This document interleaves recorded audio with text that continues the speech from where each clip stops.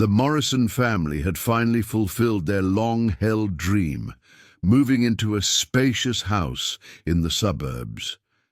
The parents, Tom and Sarah, along with their two children, teenage Eric and 6-year-old Carol, hoped for a fresh, peaceful life. The house was old but well maintained, spacious rooms, high ceilings, a cozy yard, everything seemed perfect. "What do you think, Carol? Do you like it?" Sarah asked, gently stroking her daughter's light hair. Carol stood by the living room window, staring deep into the dark hallway. Her small face showed neither joy nor excitement. "It's quiet here," she whispered. "Well, of course," Tom laughed. "We're out of the city now, no car noises, no noisy neighbors." The move went smoothly, though Eric found it odd that the locks on several doors were new, as if they had been recently replaced. But he didn't give it much thought. That very first night, Sarah woke up to a strange sound. It was as if someone was rustling in the hallway. She sat up and listened. Silence. Carefully, she stepped out of the bedroom and noticed that the living room door was slightly open. "Tom?" she called out softly, but there was no response. In the darkness, something barely perceptible moved. A shadow seemed to flicker across the room. Sarah strained her eyes, her heart pounding loudly. And then a creak. She turned sharply. Carol was standing in the doorway. "Mummy, he wants to play," the girl said quietly, looking straight into the dark corner of the room. Sarah froze. "Who? He?" Carol smiled widely and whispered, "He says we're home now." At that very moment, the television in the living room turned on by itself, filling the room with static noise. A cold shiver ran down Sarah's spine. This was only the beginning. By morning, Sarah tried to forget about the strange incident. She dismissed it as exhaustion and nerves after the move. But Carol behaved differently. The girl barely left the television, even when it was turned off. She sat in front of the screen as if waiting for something. "Carol, why are you sitting here?" Sarah asked, sitting down beside her. Without taking her eyes off the black screen, the girl whispered, "They are here." A chill ran through Sarah's body. "Who are they, sweetheart?" Carol carefully ran her hand across the dark glass of the television. "Not all of them have arrived yet." Sarah stood up abruptly. "Enough. It's just your imagination. Come on, let's have breakfast." Carol lifted her head, and Sarah noticed that her eyes looked unnaturally focused, as if she could see something no one else could. Meanwhile, things started happening in the house that defied explanation. One evening, as Tom returned from work, he noticed that all the chairs in the kitchen were flipped upside down on the table. "Sarah, is this some kind of joke?" he called out, but his wife only shook her head. "I was with Carol in her room. Eric was in his." Tom shrugged, put the chairs back down, and decided someone was just playing a prank. But the next night, he woke up to a dull thudding sound. He glanced at the clock. 3:15 a.m. Faint, rhythmic tapping echoed from the ceiling. Slowly he got out of bed and, without turning on the light, stepped into the hallway. The house was filled with an eerie silence. Suddenly, something shifted in the living room. He turned his head. The couch had moved several feet away from the wall on its own. A cold fear gripped Tom. He took a cautious step forward, and suddenly the television burst to life with harsh static noise. Through the interference, a blurry, dark figure began to emerge on the screen, and then he heard it, a whisper, low, barely audible. "They are here."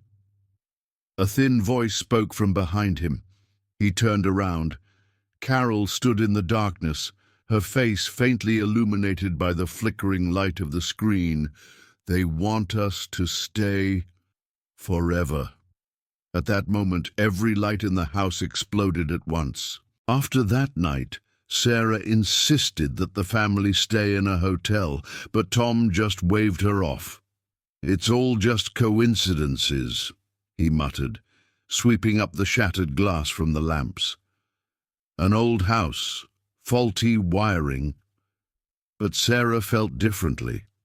She could see the changes in Carol.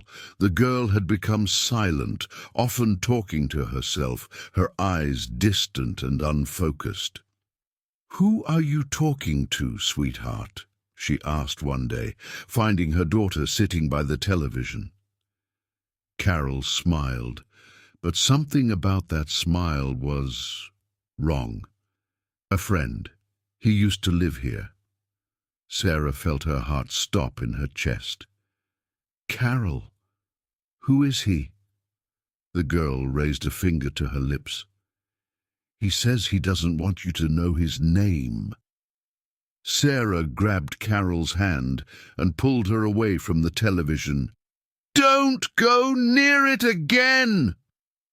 At that moment, the closet door behind them suddenly burst open with a loud bang. Sarah screamed. Carol only tilted her head and whispered, "Now you've made them angry." That evening, Eric was in his room, listening to music through his headphones, when he noticed something strange. His bed was rumpled, as if someone had been lying in it. He placed his hand on the blanket. It was warm. What the hell? He looked around. A shadow. On the wall. Not his. It moved. Terror gripped Eric as he lunged for the door, but it slammed shut before he could reach it. The darkness in the room thickened. The air grew heavy, like the moments before a storm. And then he heard it. A raspy voice. "You won't leave." The light went out. The house shuddered, as if an invisible wave of rage had swept through it. And downstairs in the living room, Carol sat staring at the flickering television. A blurry figure was forming on the screen. "They're here," she whispered. "They want all of us." That night, Sarah couldn't take it anymore. "We're leaving," she screamed, grabbing the suitcases. "Right now, Tom." "Sarah, calm down," her husband muttered, but his voice no longer carried confidence. "You saw it yourself. This isn't imagination, not coincidences. There's something in this house." She ran to Carol, who was still sitting in front of the television, frozen in a strange trance. "Sweetheart, get ready, we're leaving." But the girl didn't respond. Sarah grabbed her shoulders and turned her around sharply. Carol's eyes were empty. Her lips barely moved as she whispered, "They won't let me go, Mommy." Suddenly, a deep humming filled the house. It was as if a cold wave rushed through the walls, howling like the wind in an endless void. The lights began to flicker. Tom rushed toward his wife. "Take the kids. I'll call someone." But as Sarah reached for Carol's hand, something invisible tore the girl away from her grasp. "No!" she screamed. Carol was thrown backward, landing on the floor. The television screen flared up with an intense white light. A violent wind burst from it, pulling the air inward as if it were a portal to another dimension. Carol slowly got to her feet and took a step forward. "Carol!" Eric shouted, trying to grab her, but the girl was already standing before the screen. Her hands slowly lifted into the air. "They're calling me," she whispered, and in the next moment she was gone. She vanished inside the television. The house trembled, the lights flashed in a blinding burst accompanied by a piercing sound, and then silence. Tom, Sarah, and Eric stood frozen in horror. The television screen was black again. "This can't be," Sarah whispered, collapsing to her knees. "This can't be real." A faint, creaking noise broke the silence. They turned toward the television. Carol was there. Her blurred face flickered through the static. She was looking right at them. And then her voice echoed through the room. "Help me!" Sarah froze before the screen. Her daughter was there, inside the television. "Carol, sweetheart, can you hear me?" Her voice cracked into a scream. The flickering image on the screen pulsed with static, revealing eerie silhouettes, dark, featureless figures surrounding Carol. "Help me!" Her voice echoed as if coming from far away, muffled like words spoken through deep water. "How do we get you out?" Tom shouted, stepping closer to the television. Carol trembled. "They won't let me go," she whispered. "They want you too." Suddenly, the screen flared brighter, and Carol screamed in terror. Something unseen was pulling her into the darkness. "No!" Sarah cried out, and then silence. The screen went black. A dead, suffocating stillness filled the house. "What do we do now?" Eric whispered. Tom grabbed the phone and frantically dialed 911, but the line was dead. "This isn't a police matter," Sarah muttered, looking at her husband with horror-filled eyes. "What are you saying? We need someone who understands this." The next day, Tom found someone who could help them, a paranormal specialist doctor, Elliot Graves. "Your house," he murmured, scanning the walls. "This isn't just ghosts. This is something worse." Sarah clenched her hands tightly. "Where is my daughter?" Dr. Graves approached the television, gently placing his hand against the screen. "She's trapped in another dimension, a space where souls linger, unable to find peace." Eric felt a cold shiver run down his spine. "How do we bring her back?" The medium carefully traced his fingers over the glass. "The only way is to try and reach her, to find a path back before they take her forever." Graves sat before the television, lighting candles. He began murmuring incantations, and suddenly the screen flickered again. "Carol, if you can hear us, speak." A few seconds of silence. Then, through the distortion, a faint voice emerged. "I'm here." Sarah burst into tears. "Sweetheart." But Carol suddenly whispered, "They know you're here." The lights in the house flickered violently. The walls trembled. A deep, agitated whisper rumbled from behind the television. "They will not give her back." And then all the doors in the house slammed shut at once. A chilling silence settled over the house. Dr. Graves yanked his hand away from the television, his eyes widening. "They know we're trying to take her, and they're angry." Suddenly, a deep rumbling noise echoed from the hallway. "What is that?" Eric shouted in fear. They turned to see one of the doors slowly creaking open on its own. "Don't go in there," Graves warned in a low voice, but Sarah was already moving. "If it leads to Carol, I'm not afraid." She stepped into the dark passage, and the corridor changed. The walls stretched and twisted as if the house had come alive, transforming into a shifting labyrinth. The air thickened, reeking of damp decay. "Sarah!" Tom shouted, reaching for her, but an invisible force threw him backward. Sarah stood frozen. Carol stood before her, pale, trembling, her large eyes filled with fear.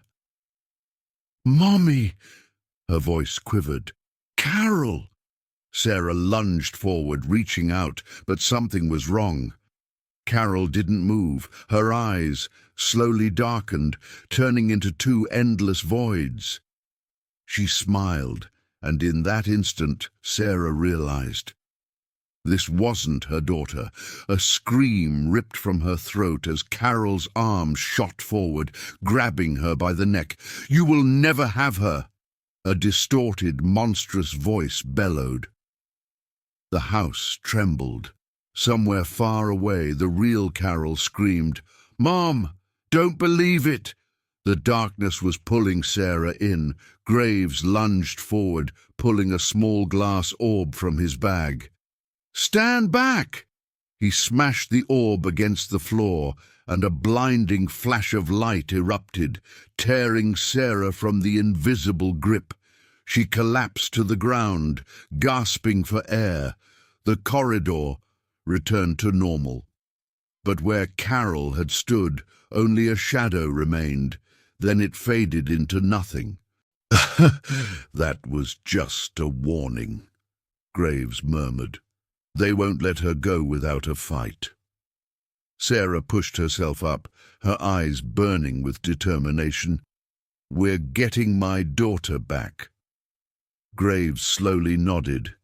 "Then prepare yourselves, because we're going into their world." The house was steeped in a heavy, suffocating silence. Dr. Graves stood in the center of the living room, carefully arranging strange amulets, mirrors, and candles around him. His voice was steady and controlled as he chanted ancient words that made the air grow thick and the light dim. "This house is a gateway," he said, never taking his eyes off the television. "It stands at the boundary between our world and the realm of lost souls." "And what do we do?" Tom asked nervously.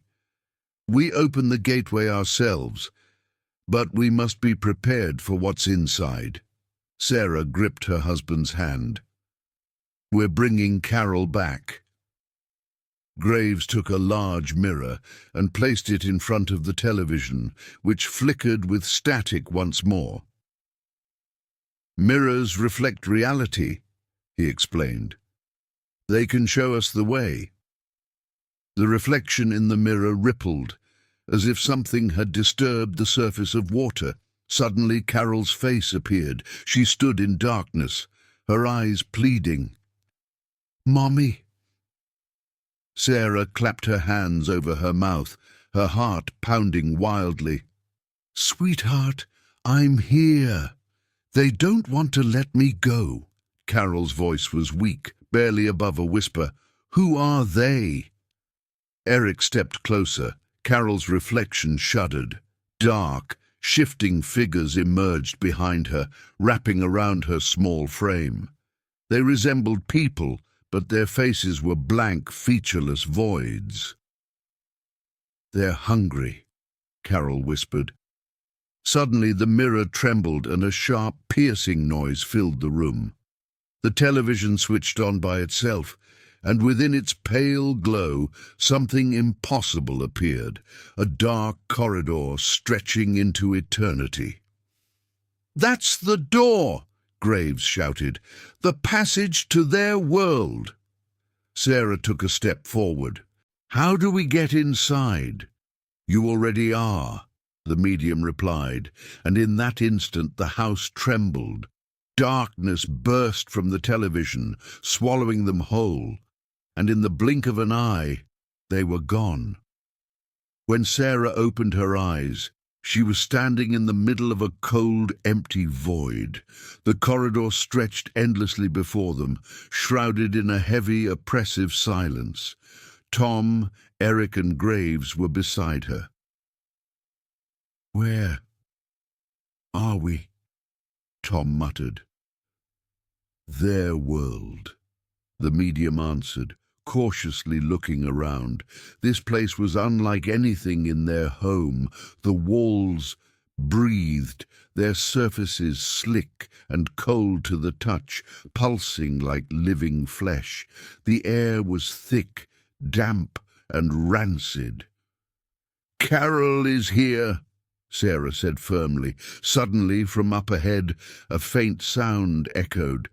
A child's quiet sobs. Sarah ran forward without hesitation, but when she turned the corner, Carol wasn't there. Only her shadow, and behind it, something emerged from the darkness, something that had been waiting for them. Sarah froze. Before her, in the ghostly light of the otherworldly corridor, stood the shadow. It was massive, uneven, as if composed of countless human figures twisted together. Its edges trembled, and from within a deep, guttural whisper echoed. "They have come," a distorted voice murmured. Sarah stepped back, frantically searching for Carol, and then she heard it, her daughter's weak, rasping voice. "Mommy! She was here! Carol!" Sarah lunged forward with Tom, Eric, and Graves close behind. The shadow began to shift, its form warping. From its mass, long black arms emerged, reaching for them, clawing hungrily. "She's not yours!" Sarah screamed, striking at the darkness, but the hands only multiplied. Graves pulled something gleaming from his pocket, a worn silver medallion. "Back, lost souls! You no longer have power here!" He let the medallion drop to the ground. A sudden burst of light tore through the darkness. The shadow let out a blood-curdling, ear-piercing scream and recoiled as if in pain, and at that moment a staircase appeared before them, leading upward into a brilliant light. And there at the top, Carol. She stood small and fragile, reaching for them with desperate hands. "Mommy, Daddy, we're here, baby." Sarah ran, not looking back, but behind her the shadow rose again, howling with rage. "She belongs to us!" A violent force shook the house. The stairs began to crumble. "Faster!" Eric shouted, grabbing Carol's hand. At that moment, Graves chanted the final words of an ancient incantation, and the world shattered. They fell and landed on the floor, in their living room. Sarah gasped, looking around. The house was silent again. The darkness was gone.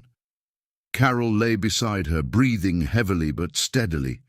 Sarah pulled her into a tight embrace, tears streaming down her face. "Sweetheart," Carol's eyes fluttered open. "Are they gone?" Graves exhaled heavily, staring at the dark, lifeless screen of the television. "For now, but this house can never be a home again." Tom took Sarah's hand, his voice firm. "We're leaving. Forever."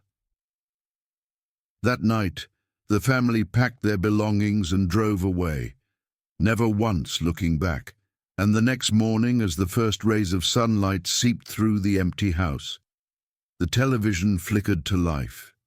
Static filled the screen, and from the depths of the blurred darkness, a whisper emerged. "We are still here."